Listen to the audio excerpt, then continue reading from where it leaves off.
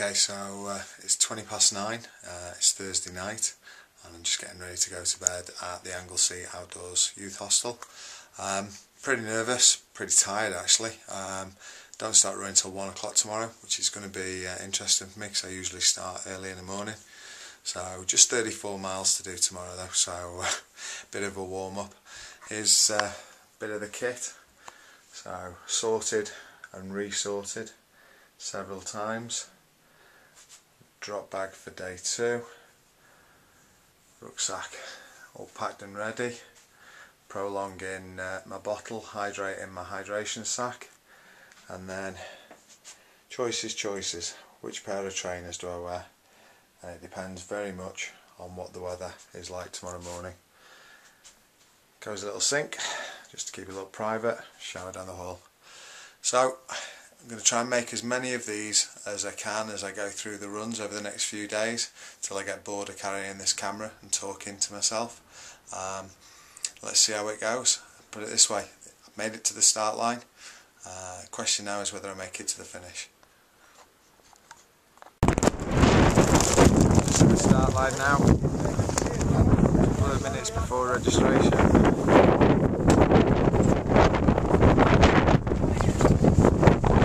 Set up. Absolutely howling.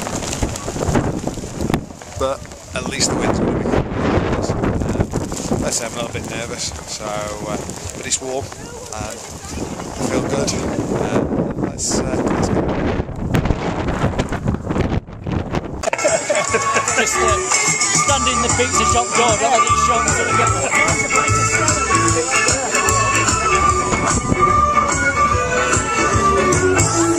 5 minutes to go. 20 minutes in. About 2.5k covered. And nice steady pace.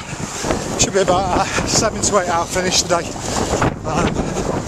Feeling okay. A bit nervous still. Need to settle. Give me an hour. We'll see how it goes.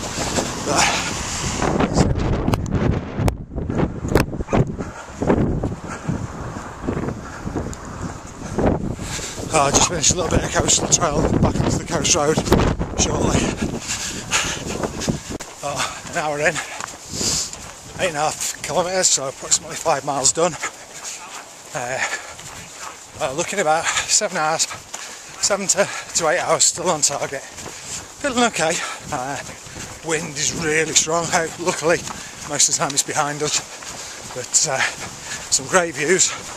And just running through here now, across the causeway, and then over onto the other side with finishing Amlock tonight.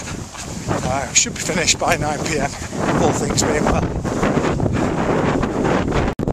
2 hours in, bang on 16k, which is 10 miles, so averaging 5 miles an hour. That was the pace. So bring me in between 7.5 and 8 hours. As you can tell, wind really strong. Terrain's flat, but there's a fair bit of trail, as you can see. A little bit of undulation, so getting a full workout on this one. But say it's not about today, it's about tomorrow. Okay, so 2 hours 55, and I'm just coming up for 23 kilometres, so that's not bad going actually, slightly slower. Terrain's got a bit tougher, and the rain that was promised is just starting to come. Hips are starting to get a bit sore now, but my feet are feeling good, which I'm pleased about. I can cope with my hips, but if your feet go, you're good. So just climbing what is a relatively small hill, so I know my Explorer Scouts will love that. I could have a saying for them. It's relatively flat compared to Ben Nevis maybe, but at 23k in, it's not the most welcome of sides. Anyway, kind of on track, and as always, it's not about today, it's finishing today in one piece, so that I can do tomorrow. So see how we go for the next hour.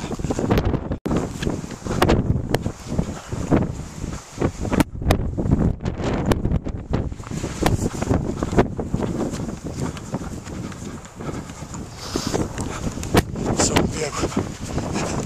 Kind of makes it worth it. 3.5 hours in now. I didn't say I was going to do this every hour, but see, when you're running in places like this, you might be chucking it down with rain and absolutely blowing a hoolie. I thought this is great. You know, you've got to get out here and experience. Look at that. The skerries in the distance. Oh. I normally run with music. 3.5 hours so far just taking in the scenery. Really helps you get inside your own mind, you know what I mean? Thinking about lots of things. Most importantly, thinking about my dad. What he meant, and the fact that I've got to finish this because my dad wouldn't expect any less of me. He expected me to give it everything I could. And as Vicky says, 2 broken legs or death, they're the only acceptable reasons for not finishing. But look at that for a view, you know, no matter what else is going on, if you can't find an answer to your problems when you're running an ultramarathon, then there probably isn't an answer to your problems.